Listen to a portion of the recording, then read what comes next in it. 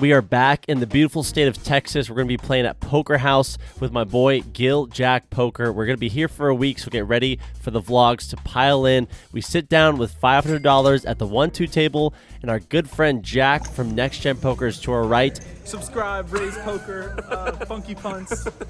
All right, here comes a wild hand to start off the vlog. And the first hand we get into is with him. We have ace-6 of spades. We need to juice up the pot. So he puts $20 in, and we're happy to call that. And I'm assuming the limper is going to fold, but instead, he decides to go all in for around $110. So now it's back on Jack, and he decides to call this $110 bet. After thinking about the strength of our hand and the potential range that Jack has, I think we might have him dominated most of the time here. The last thing I want to do is play this hand out of position versus someone who has my stack covered. So we decide to get a little frisky here and put Jack to the test and see if he has a strong hand, and we go all in for around $500. I think this is the best way to play this hand strictly because of what Jack said. This is a pot juicer, so he's strictly trying to build the pot to make more money if he connects with the board and hits his hand, and I think that's a weaker hand in my mind. I know that my range is weak here as well, calling opposition, but I'll be doing this with a decent amount of strong hands in my range. So back to Jack. What is he going to do? He decides to let his cards go. He said he folded a suited connector, and now we're going to a flop versus an opponent that we have no clue.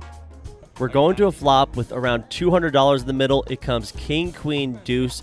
The turn is the 3 of clubs. It feels like we need an ace here to win this, and the river is sadly the 10 of clubs. We have ace high, and our opponent turns over king, queen, and we lose against 2 pair. We didn't win the hand, but I was really happy about my play and being able to exploit my good friend Jack. We did lose some money, but we're proud and ready to continue the session. This next hand is a silly one. We look down at 7-5 offsuit in the big blind. We're going to go to a flop, and guess what comes? 5-5 king. We have trips. The turn comes the 6 of clubs. This brings in a backdoor flush draw, and everyone decides to check all the way to the button, and he bets $15 again. A repetitive bet like this shows a lot of weakness, so when the small blind calls, we decide to call as well because there's a big possibility another person has a 5, and then late position decides to raise to $55, and the button, who's the original aggressor, decides to fold. Then the small blind calls. I'm almost contemplating folding my trip 5s here, but I think that's just too weak. So we're going to put in the call here and be cautious. No reason to raise.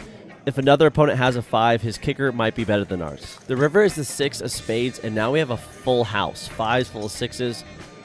The small blind then decides to lead jam for $175. So we're going to put in the call here, and guess what happens? The late position decides to jam for $25 more. We're like, okay, we have to call for this price. We're probably losing now. So what happens is the small blind flips over his hand. He had jack 5, and I have 7-5. So I turn over my hand, and then the small blind decides to fold, and we chop that pot. So we got some profit, but this hand was so weird, and this is what makes Texas so fun. It's just so spontaneous and wild all the time. I highly suggest it if you guys are ever in the area. A lot of weird hands, but let's start off with a regular hand. We look down at red 10s in the big blind. Under the gun raises to 15. The small blind calls, and now it's back to us. We're going to raise it up to $70, but what ends up happening, both opponents that were in the hand decide to call. We're going 3 ways to a flop, and this is what dreams are made of. The flop comes 10-8-8. We flop a full house, 10s full of 8s.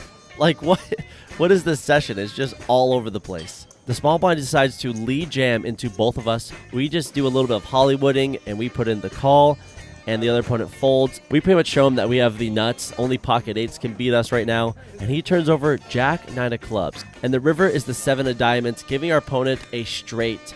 But the dealer decides to muck his hand, and he didn't realize that a full house beats a straight, and we're feeling a little icky about that, but it is what it is, and we get to scoop a nice pot, and on to the next one. And before I punt off my chips in this next hand, make sure you guys subscribe and join my journey in poker. Hope you guys enjoy the new shorts and our new editor. He is kicking some ass. His name is Marcel, and he's a magician. I'm so happy we were able to find him and collaborate and create these awesome videos together. All right, prepare your fingers to roast me in the comments. We look down at king 4 of spades. There's 2 limps, and middle position raises to 15.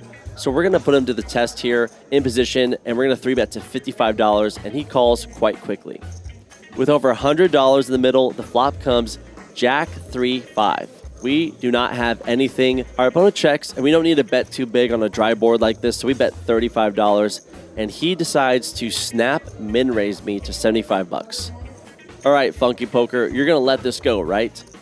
No, we decide to get sticky and call. In my notes, I said I got a good price with an overpair and backdoor possibilities. Whew, okay, bear with me.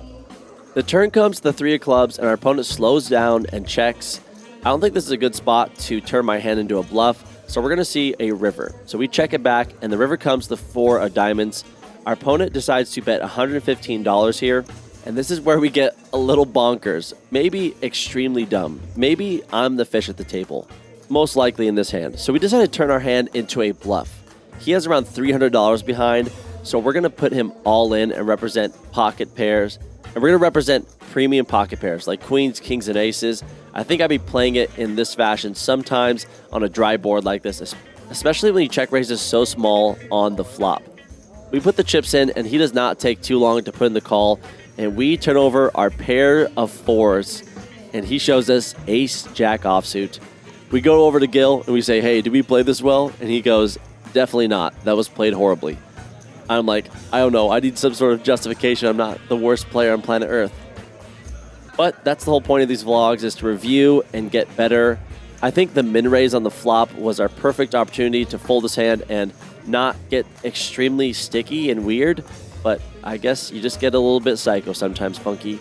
All right, back to regular Funky Poker. We look down at 8-9 of spades in the cutoff. There's 4 limps. We decided to raise it up to 35. Let's pause for a second. I've been doing some studying with my friends and giljack, and I think hands like this in position play so much better as a limp. Back to the hand. The button and the small blind call quickly, and the other limpers fold with $105 in the middle. We're going 3 ways to a flop, which is queen, 6, 7. We drill an open-ended straight draw. I mean, we have 9 high, but it feels good to have a draw to chase, right? The small blind checks to us. We're going to bet $40, and then the button decides to jam his entire stack in.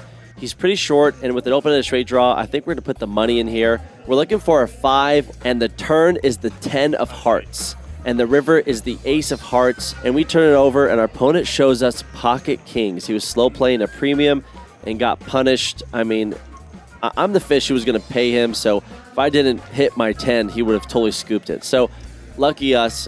It always feels so good to hit your draw, and now we're going to the next hand. In this hand, we have queen, jack of diamonds, and we're sitting in the best possible position in poker. Under the gun raises to 20, a young woman, and I decide to call. After only watching our opponent play for around an hour now, I noticed that she's fierce and she likes to barrel a lot of her hands. The flop comes queen, 9, 4, 2 spades. The turn is the 8 of diamonds, a spicy card bringing in another flush draw. I think the best decision here is to call and see a turn. And our opponent still decides to continue barreling on this card. She decides to bet, and I think we should just put in the call here and evaluate a river.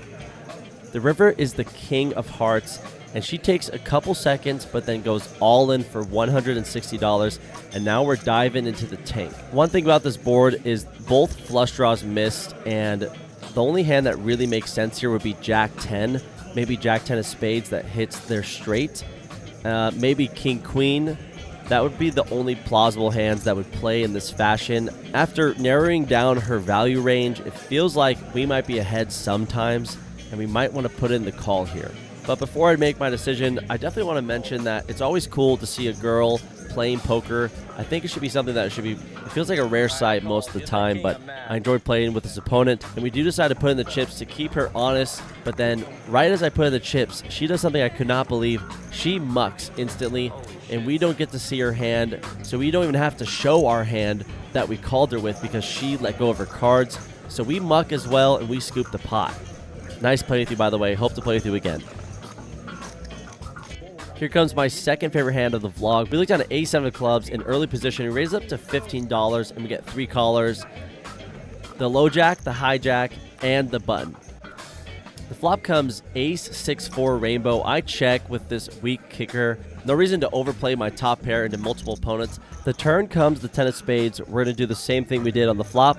We're going to check, and the high jack decides to bet $40. Both the cutoff and the button fold, so now we have a mandatory call. And the river comes the king of diamonds. We check, and our opponent throws in $100. The first thing he says once the chip hits the felt, he says, "I'll show you if you fold." This is a very large bet. I know that spades missed and a straight draw missed as well. And when he was chatting like this in a hand prior, he showed a bluff.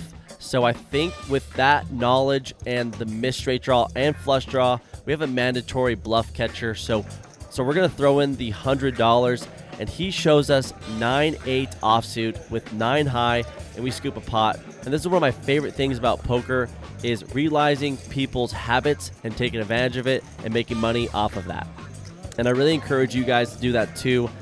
It's probably one of the most fun things to do at the poker table because I love people watching and observing what they're doing. I guess that's a hobby, and in poker, that's a tool. All right, here comes my favorite hand officially for the vlog. It gets really crazy, not to spoil anything, but this fish, he goes all in pre-flop with 6-7 of hearts. So in this next hand, we look down at 6-7 of hearts in late position. There's 2 limps, and I decide to raise it up. The big blind decides to shove, goes all in for $200, and I have in parentheses in my notes that he's doing this light. And then one of the limpers decide to shove as well for $100. It's back to us. The button straddle's on as well, and I convinced myself that we're getting a good price with this hand, and our unders might have some equity versus these overs that are jamming pre-flop. Obviously, we're dominated by premium pocket pairs, so we decide to isolate the button and go all in versus him. So we're going 3 ways all in, and I'm asking the other opponents to show their hands because I'm going to show mine, and we're up against queen jack of spades and ace 10 of hearts. So our 7-6 of hearts is looking quite crappy right now. If we hit our flush, it won't even matter because ace 10 has us dominated. So now we're going to a flop. With so much money in the middle, we have both opponents covered. The flop comes 7, 4 queen, 2 diamonds. We have a pair of 7s. The turn is the king of hearts, and the river is a black 7, the 7 of spades, and I freak out. We're already in last place. The only cards that will let us win is either a 6 or a 7. After scooping this pot, embarrassingly, we end up cashing out, and we made, guess what, guys? $90 on the day. We were in for $900, cashed out for $980. Hope you guys enjoyed the vlog. Make sure to subscribe and join the journey. What do you guys think about that fish putting it all in pre-flop with 7-6 of hearts? What a weirdo, right?